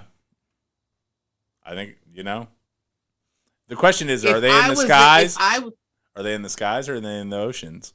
That's what we've seen on a lot of those. Listen, if I'm fucking, I couldn't think of his name. I was trying to listen. I'm not that good of an entertainer, boy. I was trying to think of the G.I. Joe, the general and the G.I. Joe. Oh, geez. Fuck. No, that's too deep for me right now. It was Sergeant Slaughter and Lieutenant Dan. I can't remember. I was listening. That was where stay out of my head. Yeah, Lieutenant Dan. Where my mind was going. But I don't care if I was that guy of that world universe. If I want to study these motherfuckers, it better be people posted up in the skies, the seas, and on land at all times. Feed me this information. They can't fucking see you. They don't know you're there. Get me all the information you can. I mean, that's stuff that they do in Star Trek all the time. Is they call it like it's funny. They use like hunting terminology. It's a duck blind where they're cloaked, but they can study civilizations that aren't advanced enough yet, right? To see them, basically. I wouldn't be surprised if it wasn't a motherfucker this far from my face right now, studying the way I move so they can. I mean, we've talked about it in the terms of supernatural and feeling a presence. Maybe that presence isn't supernatural. It's just a level of science we can't understand yet. That's an interesting take. So I do want to pause real quick, hit the chat, because we've had a lot of activity over the last 15, 20 minutes. So my mom chimed in with, you guys are getting old, when we were talking about the video game screens. Right. Colin, our boy Colin's out there talking about, just chiming in about the Boba Fett episode. He's appreciating the spoilers, talking about Go Power Rangers. And then he did ask about Below Deck, and I'm going to assume he means Lower Decks, which is the cartoon Star Trek that's on Paramount Plus right now. And it's kind of like a crossover between Family Guy and Star Trek, so I fucking love it. It's fucking hilarious. It's good. It's funny. Like, they basically, instead of following some like big primetime starship, they're following like one of the weakest ships in the fleet and the crew on that, and they just get into general shenanigans. But they make a lot of deep cut Star Trek references within it, and so I fucking love it. Aaron chiming in with, this is like the South Park episode where the Earth is a reality show. She's not wrong. What? Like, where Earth is the reality show. So I think it's like one of the first episodes of South Park. You know, I'm not. I don't know. But that's like a whole storyline, is that Earth is a reality show for like aliens. The Truman Show. Yep, exactly. Listen, I'm telling you. And then, you know, Rita always checks in as our fact checker. She said that's my read. The Earth is only 4.3 billion years old. 4.3. Okay, so that's where I got 43 from. There you go. Then I know that I don't know when they said that we came around, but I know it was closer to the end of that 4.3. Right. That's all I can say. Yep. But I appreciate that. Now, my reach on my ass. I love that. She is. She's always fact checking us. You know, the show is called Do Fools Listen, Agree? You know, I'll throw out some shit. I'll throw out some shit. Facts are like polite suggestions for Cliff. Listen, but they close in comparison. You could divide that number was divisible by 10. Right. You could have got around the same. You're not wrong. I'm not mad at you for it. You know? But I knew that math was off. I knew it was too, but I was saying it. Deep down inside, I felt like you're a fool. I did, deep down. Oh, man. So the aliens are watching us. They're here. Just, you know. They're here. Don't say anything mean. Waiting to see if we destroy ourselves, or, you know, going back to the 2020s being either the path to utopia or the path to oblivion. They're just waiting to see which one we choose. Nah, these aliens are fucking us in our sleep. That's why I'm so tired all the time. That's the hag that rides you. These aliens are cloaked up, fucking us in our sleep. That would explain the fatigue. I got alien arms and legs running around here all over the place. You know, you got to be careful when you get a sleeper hold, because in the morning your asshole really hurts. I knew you was going to say that. But you know what's crazy, though? Tyree, you fucked her too. Correction. I had sex with Katie. I did. Right. But you know what's crazy, though, is every time I've ever had sleep paralysis, I've never been on my back. Uh-huh. There's a reason for that. They say you can... Because the aliens are fucking you. My asshole ain't... Listen. Hey, you don't know what their dicks are like. Their dicks could, like, morph to just fit perfectly, and you would never know. Let me find out. I know that motherfucker better not never show his face. Or her face. Or their face. They could be asexual. You don't know. Or these faces. I don't know what you call them. They could have multiple. They could have 12 different genders. You don't know. Right. That's why these, thems.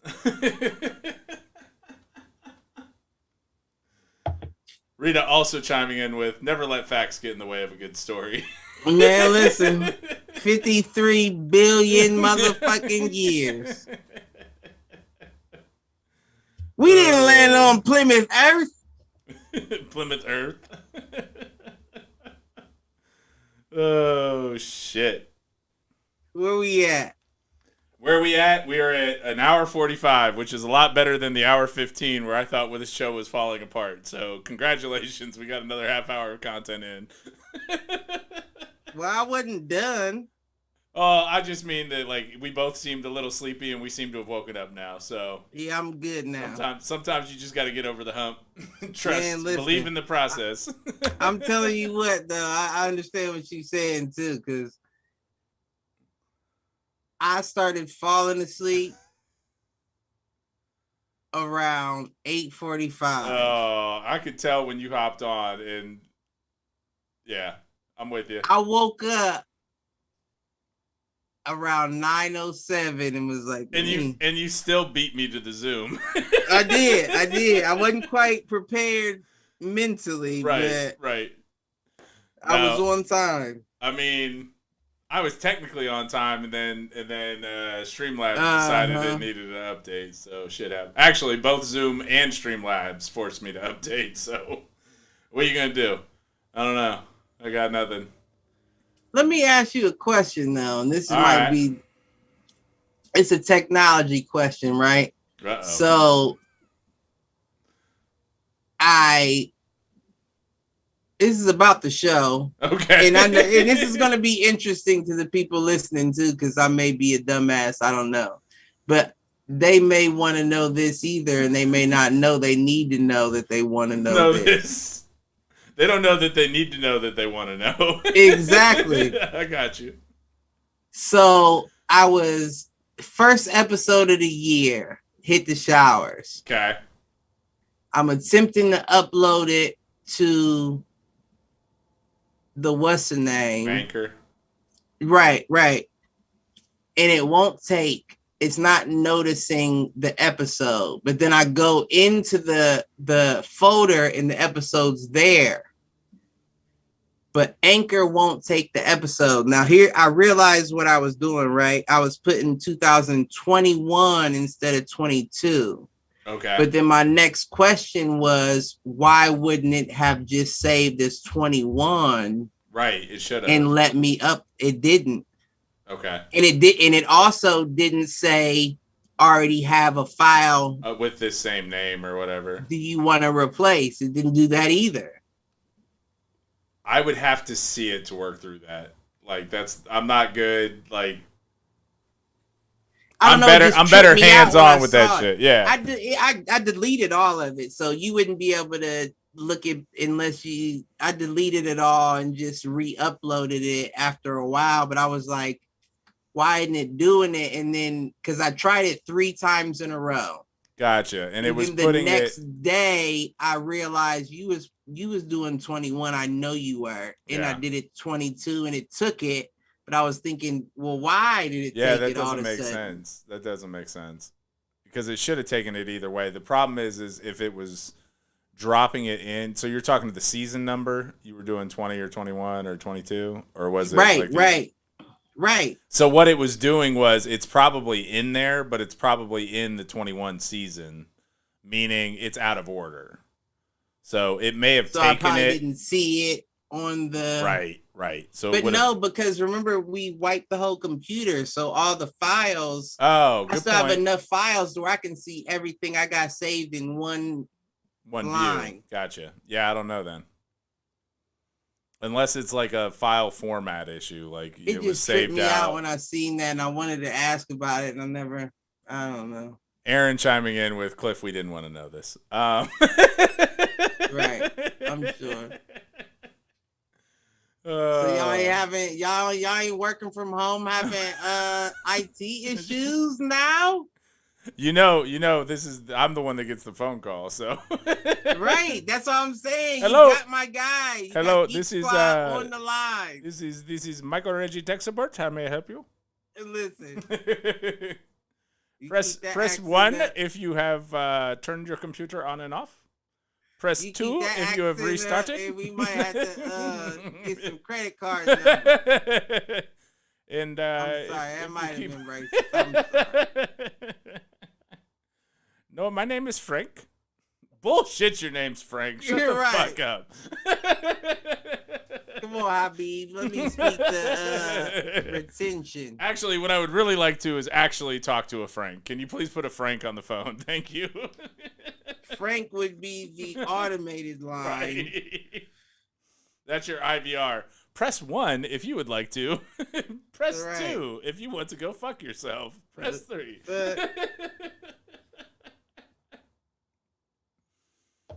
Oh, man. IVR systems, they're awful. What we got to talk about? I got to get another beer. Oh, well, see, here's the problem is that I already talked about Boba Fett. I could go back. Go ahead. Run and get your beer. I'll come up with something. So we do have the Obi-Wan series coming out. That's something I'm looking forward to.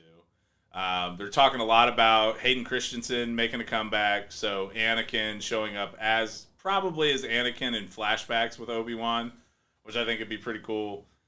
Beyond that, expecting it to be on Tatooine basically during his exile, which is interesting in the sense that like the Mandalorian, Boba Fett, and probably Obi-Wan are all going to take place like for significant portions on Tatooine, which is interesting because it's almost like the TV universe has shrunk to just be like Tatooine and the surrounding systems. So with all of that, I do think that the Obi-Wan series, I think it's going to be interesting because it's cool that they got Ewan McGregor back, so they're not doing some like de-aging technology. It's him and it'll be Hayden. Hayden might be aged down a little bit, but honestly, dude looks like he did, towards the end of that movie series anyway. So I think that that's probably the next big show on Disney Plus that I'm curious to see outside of potentially, a season 2 of WandaVision or a season 2 of Loki, which I think are both coming. So I think Wanda and Loki. Nice of you to rejoin us. So I did my nerd culture dump while you were gone. So there you go. My fault. It took me a minute because I had to go downstairs. I didn't have no more beers up here. Wait, you have it downstairs? Mm-hmm. Dude, how many times have I been to your house and how do I not know this? Next you're going to tell me you have an upstairs. What the fuck? Well, that's where I keep my beers is upstairs, but I got you. I didn't have any, so I had to go downstairs. I got you. Across the street. Outside. I had to go downstairs. I mean, even here, we don't have to go downstairs for beers anymore. We've got the mini fridge up here. Listen, I ain't got that life yet. I ain't in that Ikigai yet. That's true. I hear you. Well, and hopefully you're out of your self-imposed quarantine soon, so we can get back to doing this in person instead of on Zoom. Yeah. Friday. I'll be shit. here next Friday. Good shit. Well, we need to find. Is Malk going to be around? Did we say Malk was coming, or is that after Hit the Shower? Or is that Hit the Showers? He should be here. He'll be here next weekend. We'll have to see. I have to see what he's up to. Yeah, he'll be here next weekend. It's always more fun to punk him in person. So right, that's my guy, man. That yellow motherfucker who ain't out in the chat tonight. I thought he was going to hop on tonight by chance. He said he ain't had shit to do, but I knew he wasn't going to. You know Malk, he's always bullshitting. Reminds me of another young light-skinned brother I used to know. Listen, I didn't bullshit. If I said I was going to do it, it was done. It was already done, baby. It was just the timing that was in question. Yeah, man, I'll be there at 8. Maybe sometimes. 9, sometimes. 10:30. Oh, I'm leaving the crib. Bullshit. I know when I get that I'm leaving the crib text message, you still sitting there. You ain't in the car yet. Quit lying, motherfucker. Sometimes it depends on whose crib. That's true. Trust me, I get sometimes that. Yeah, you get held up sometimes. You know how hold ups happen. I think I said on Hit the Showers, if you could have been late for why I was late, you would have been too. So I think you was listen. So no, you ain't have to say what you have to say. Speaking of Hit the Showers, and I know you know we're not gonna go too much into sports here, but I know you guys typically don't cover college, and I don't think we talked about it on Wednesday. Any thoughts on the national title game? Did you watch it? Oh, see, you missed the first portion of the show. I missed 5 minutes. There's no way. You missed about a good 15 minutes. I was on by 7:37, and I was told 7:30. You might be right. No, we started around 7:30, but yeah, you was gone for a minute. But yeah, no, we didn't go into it in depth. But what I was saying was last week. Remember, I told you listen to that one episode because we ran down the stats. Me and Mock was tied through everything. Even last week's picks, we were tied. Okay. At the very end of the episode, everybody was trying to leave. We even had to do Jersey, the guest on there, and he was itching to get out of there. We had been on for about 2 hours. Okay. 2 hours, 10 minutes. Malk at the very end says, let's get everybody's picks on the Georgia-Alabama game before we get off. And this is like right after I had ran to the bathroom. We had been on so long. Right. And let them talk. So as I come back, we take the picks at the end of the Sunday, of course, because you know at Sunday I can usually see who won the pick'ems. Right. I'm like, we tied, we pushing to the brackets. We gonna do the brackets to see who wins. Look down at the motherfucking pick'ems for the Monday night national championship game that Malcolm just had to get our picks for, and I beat him on the national championship. I said, nigga, if you'd have just kept your mouth shut, we'd be doing the brackets. Listen, and I told him, and we was talking about it. He was like, if I win, we got to get a Hit the Showers belt. I was going to look to see how much a belt costs to get a. There are actually, let me handle that. I've got a vendor on that side that I've been looking at for. You know that like we did the video game tourney thing here when you were here, and like you and Andrew were passing the belt back around. Right. I was looking into that anyways, so I can look into Hit the Showers one too, and yeah, we'll go from there. But I like that. I like that idea. You know me, I'm always a fan of a big ass championship belt. What I was going, we definitely gonna have to do a belt, and then on top of the belt, what I want to do is I want to get the like the glass mugs you got. Oh yeah. And I'll put the logo on them. Yeah, I'll put the season 1 champ or whatever. There you go. So you have I like it. Because you're not gonna be able to keep the belt if you don't keep the belt. Right. But you can have that. Your trophy. Exactly. Like so I'll probably do something like that too. But it don't matter. I won the first season. There you go. Go figure. The host and the one that takes down all the notes is the one that won. Oh no, I got. Next year you're gonna have to abstain. I seen stats. I got stats. I got everybody's shit. I was sitting. I got everybody's shit in here, circled and highlighted. All this can be reviewed. And that's why I don't do it on digital in my phone. It's all on paper. All right. Yeah, ain't no scratches or erases in here. All right. I got you. 2. This is what you see. This is season going into season 2. Right. So I already got a book down there too, so I got all my stats. Can't nobody say I didn't say what you said. I'll look it up right now. I will. I got these books. I know what you said because I wrote it down. There you go. All right, man. Hey, we're at 2 hours. You got anything else you want to talk about? I want to talk about how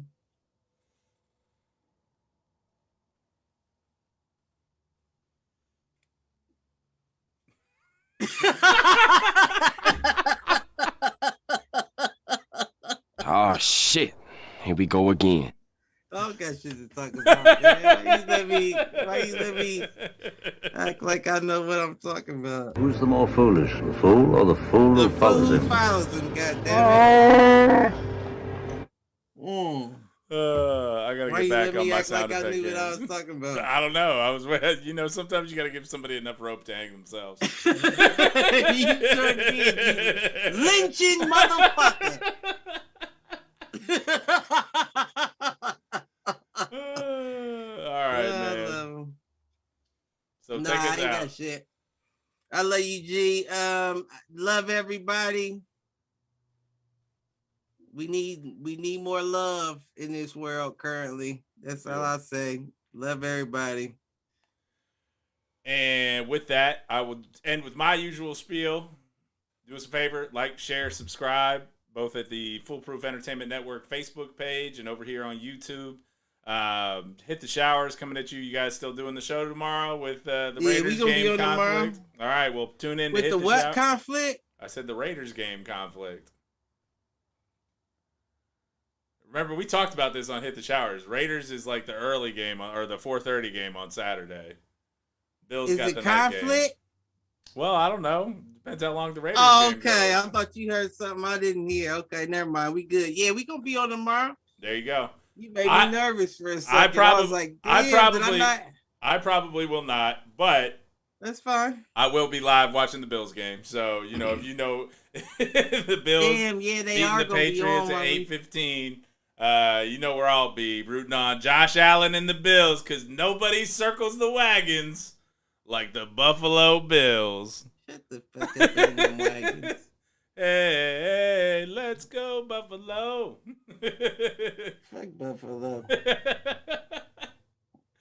The shout song has been on repeat. And with that, this has been Do Fools Agree. Peace out, fools.